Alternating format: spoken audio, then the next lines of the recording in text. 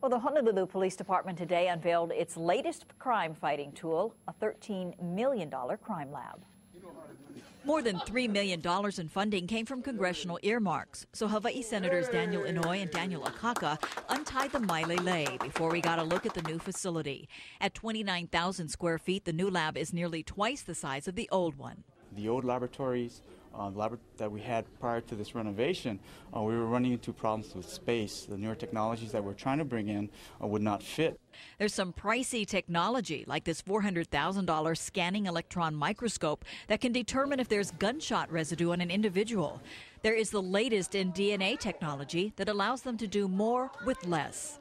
Where in the past we may need samples, of say this for DNA about the size of a quarter. Now we can deal with DNA samples or biological samples which is about the size of a pinhead. Comparison microscopes allow the trace evidence unit not only to compare two samples side by side, but to look even closer into the evidence. We can look at different aspects, not just, say for instance, not just looking at physical features. We can look at chemical features as well.